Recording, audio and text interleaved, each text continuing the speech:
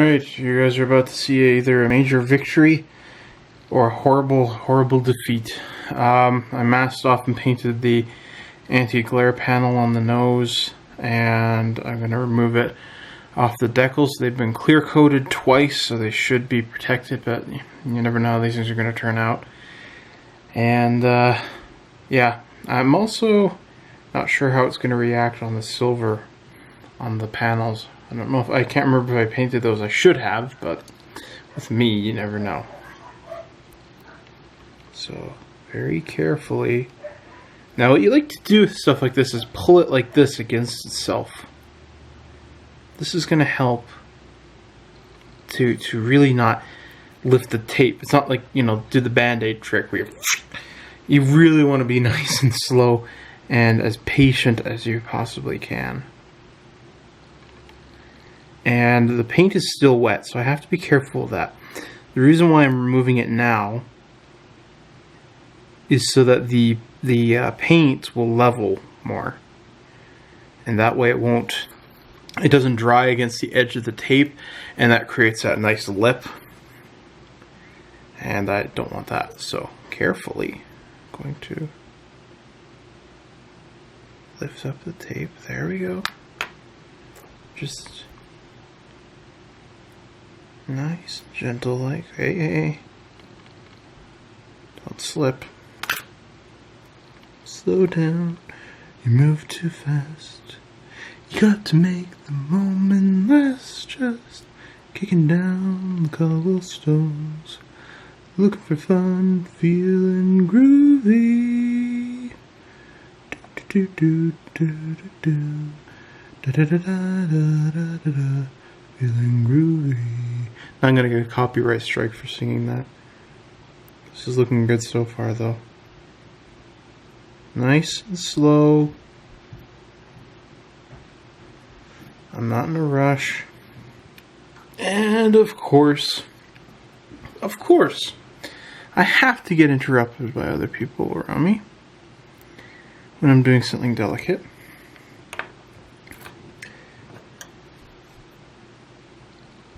I always said, if I ever became specialist surgeon, heart, brain, whatever it may be, and I had to perform surgery for multiple hours,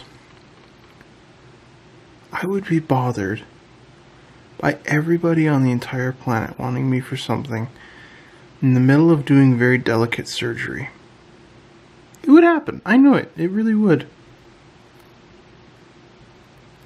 Okay, it bled through slightly, ever so slightly. It's mostly noticeable by me, I think. Okay. Why do I have so much stuff in the way? I use my garbage can as a book easel so I can look at reference material. But look at that. I think that looks pretty good. And I was able to save all the decals, and none of the silver came off. This is good. This is very good. I'm feeling quite confident, which I shouldn't be. This looks great. Yeah, you know what? That's about the angle I wanted. I had to be very careful because there's a line, a very faint line. I sanded most of it off, but there was a line where you were supposed to follow it, and it would have gone down too deep. That's about it. Perfect. I am happy. I'm getting a red light, so I'm going to go charge my battery, and I'm not sure what I'm going to do next. I still have to paint the intakes and this top hatch, but I'm going to do that all by hand. I'm not worried about that, so maybe I'll go do that. Maybe I'll remove the masks. Actually, I'll go charge my battery, then I'll decide. Then I'll have lunch, yeah. Okay, yeah, got everything done here. Set to go. Painted the intakes nice and black. So pretty happy with those. Now I'm going to remove the maskings, and then after that I'll paint that panel on top here. I'm going to use this P3 Menoth white base. This is very, very close to that color. I'm just going to hand brush it on. Yeah, so here we go. I want this knife and these tweezers here and here. Okay, now I got my tools.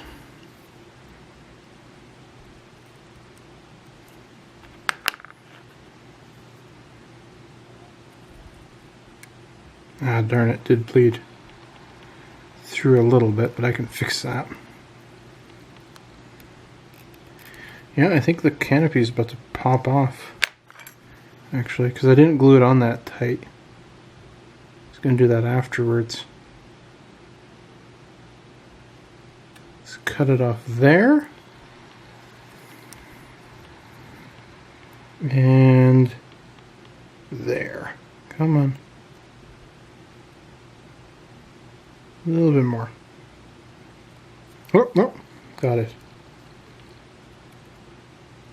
This is the part I've been waiting to see how much silver got underneath. Not that much. I anticipate a little overspray, but that's not too bad. That's easy. That's a quick touch-up. No problem with that. So far, there is going to be a bit of cleanup work, but not as bad as I was kind of embracing for so far. We'll see what the other ones are like.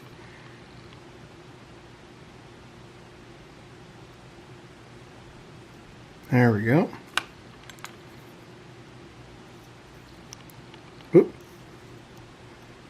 And nope, didn't get that one either. Come on.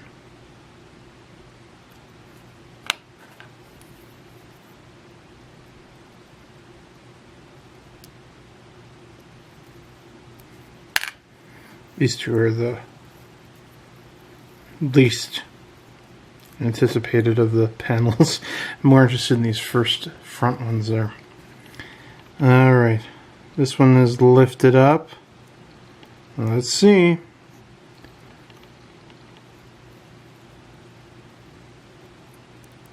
Looking good. To clean up the overspray that I have, I'm just going to use a bit of Novus 2 on a cotton swab and just go over it. It comes right off. Of course I have to be careful of the rest of it, but hey, that looks pretty darn good. A little bit of overspray on the inside. Again, that's easy to clean, but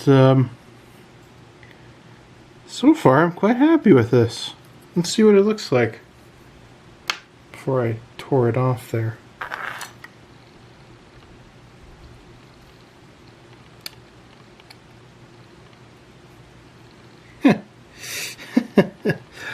That looks great. Hey? I like that a lot. Glad I threw him in there. That looks pretty darn cool.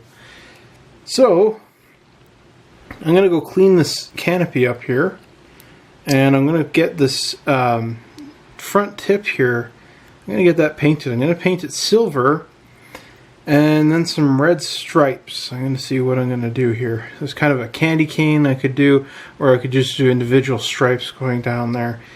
And I'll figure that out. And again, I got to paint this panel here on the back. So still some stuff to do. It's mostly tidying up and little bits and pieces for now, but turned out quite well as far as I'm concerned. Very happy with that. So now I'm gonna go and do all that.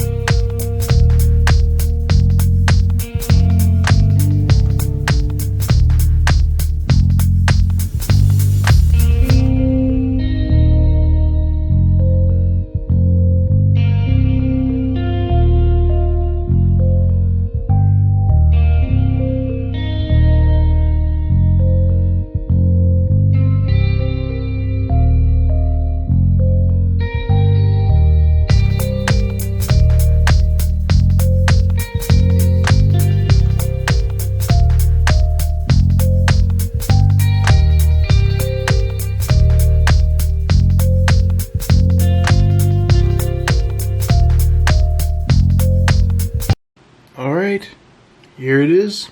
It is done. I'm gonna call it quits. I could go further and further and further with it, and you know what? I'm done. I'm done with it. I'm actually kind of at a point where I'm like, you know what? You're going to start to stray away from your original goal, and that was to make it as a classic Airfix kit with just, you know, a bit nicer paint and stuff like that. And I don't want to go too far with this thing. This is a really fun kit. I'm really, really happy with how this thing turned out. Again, I'm surprised that it wasn't kind of more popular. You know, there's a lot of old Airfix kits that they release and re-release over and over again, and this isn't one of them for some reason. I've seen them popping up a couple times here and there on eBay since I looked at it, but yeah, I don't know why. It's nice. It is quite incorrect in a lot of its shapes. You know, the cockpit the pilot should be quite a bit higher. Sorry, he should be quite a bit higher to the roof or the ceiling of the canopy there. The profile is quite a bit off there. But again, I just don't care. That doesn't bother me one bit. You know, I notice all these little inaccuracies, you know, doing research and stuff like that. But for me personally, I'm just really thrilled and had a really fun time building this classic kit. And to build a Canadian one, that was also, you know, that much better.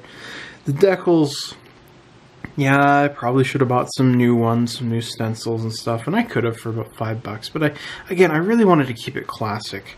That was really part of my goal in this build, is just building a vintage Airfix kit and just keeping it that way. If this was like a red box re-release, I'd kind of go all out on it. They'd probably include nicer decals in there, but for here, I don't know. Just the rondelles were kind of the bothersome part.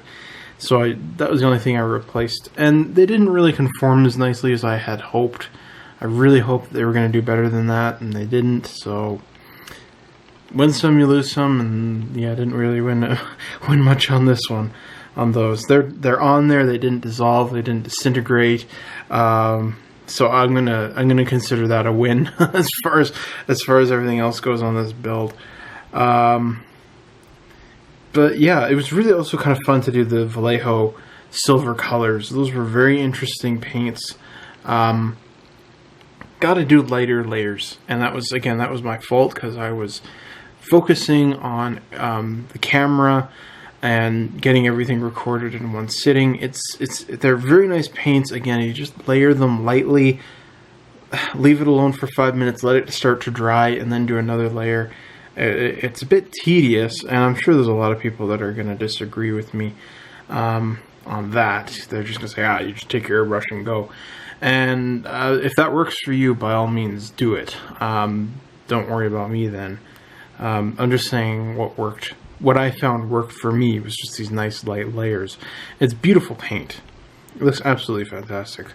I'm really, really happy with the paint and how that turned out. And I'm just, in general, happy with how the whole project turned out. It was really, really fun. And it was just a simple build. And I'm really happy with it.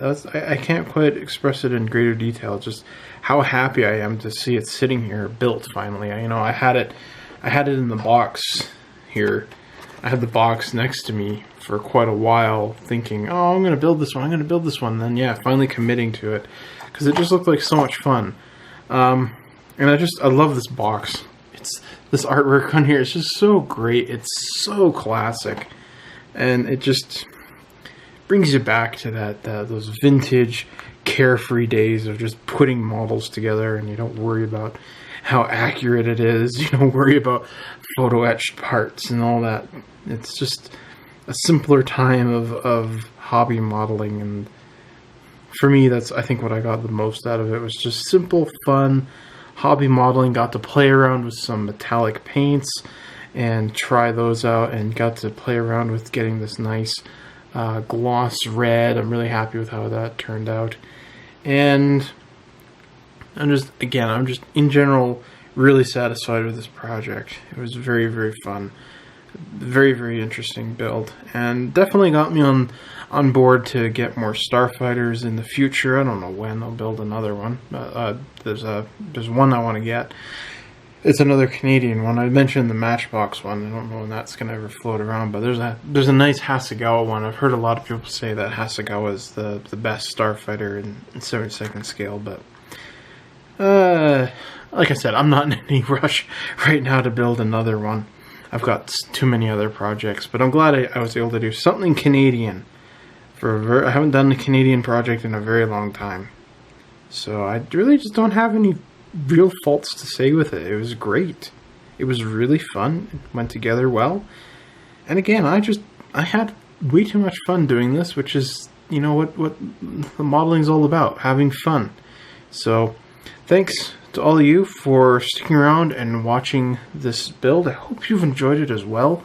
And I'm going to include a link down below to the blog that I based this particular Starfighter off of. I can't remember the name of it right now, but it's a big, giant RC 1/5 scale masterpiece. I can honestly call it a masterpiece of a Starfighter. It's absolutely beautiful.